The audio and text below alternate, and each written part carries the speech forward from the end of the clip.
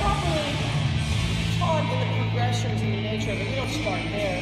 We start with just, for instance, take your handle back here and press it here. Some people don't have this joint mobility for their hands to be behind their head, but they can't be moving with this thing up here. It needs to be this amount of flexibility in the arm. I mean, it's this whole thoracic region and your shoulder blade complex that gets a workout out of it. But the constant engagement and the smoothness of it with the transition of the force is that it's a totally different stimulus. That's what the kettlebell gives what it does. You'll never get that equal stimulus on joints and attachments and muscles like you will with this. Because it's not this picking up, pulling down, and it's not isolated, just this part can get blown, but what happens here? The rest of it does not keep up with that. So how heavy is that, Mace? Your line, how heavy is that? This one is now 15 pounds. Each segment on this pot weighs 10, and the handle and the screw is 5 pounds. So we're doing this now in competition. Women love it because it's something cool. Some people just don't like a kettlebell, so we've added this to give people this option. And when you're swinging this thing for 5 minutes, it's a lot. I got a stitch in my side every weekend trying to keep up with Jessica. So what would be a weight like I would start at? 5 pounds? 5 pounds, right. So you unscrew this and you take this segment out. And it's a great conditioning tool because you definitely work cardio and you really have to maneuver with it and get the feel for the transfer of the weight. And it is this pendulum back and forth. If you want to rely on the weight to kind of do some of the work, and you direct it by coming over and over. And then something else that's very simple that also connects the body. We call this the grave digger, which is just... Oh, that I actually do with more. And again, the weight of this at the bottom here, it automatically creates that necessity to use this posterior chain in the best part of our muscles. So when you see this, and we perform these moves, for me, what it translates into my move with a kettlebell is almost the same thing. So I'm dropping it down and driving up with my hips. Want to show Warren what you taught me? Oh, the kettlebell. Have you ever used a kettlebell? Not all that. Okay. How big was that do? Did I do? 12. That's this one? No Right. way.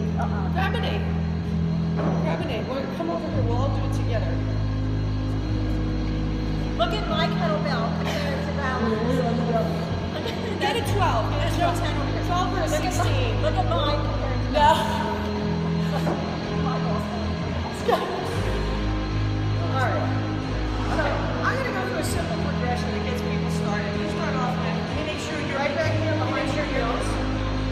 Oh, okay. Warren, you're not in.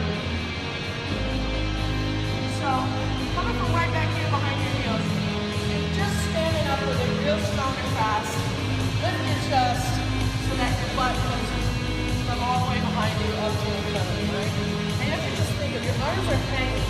You don't want anything done with your arms. Okay, so next we're going to take you to what's called a dead swing. So the dead swing is you're pushing out and then letting it fall. As fast as it's going to fall, you need to get back down there. So pushing with your butt, let your arms hang. Push forward, that's it. It's going to go out in front of you and back behind your heels. Hit the ground. Hit the ground, don't lift your arms, just hit the belt off your arms. Okay, good, right there. We're going to do something. You done?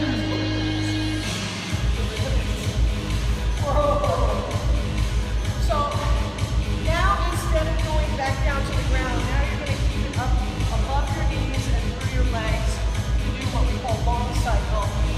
You throw it behind you like you're going to hold a football and up with your chest so that your butt comes all the way forward. So you don't want to go down and up, you want to go back and forth. It's a pendulum. It wants to go behind you and in front of you. That's it. Lift your chest.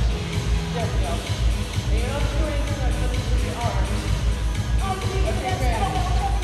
Sit down.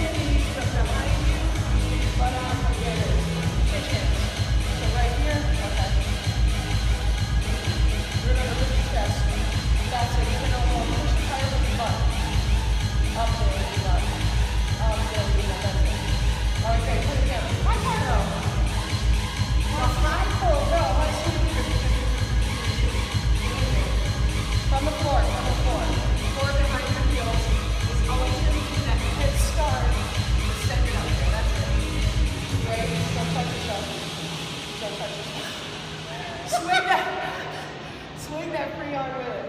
That's awesome. That's your high pull. You gotta go over the hand to head switch, but that's okay. For right now on the fly, this is great. Look at this. Look at me. She never done this. I love this. You're gonna see her in competition. Here comes the next pedal. Alright, so here we go. We're going to the snatch. We'll take it to the snatch. So the high pull is the stepping stone. The snatch is the punch your hand through the handle as it wants to flip over. So now you've got to give it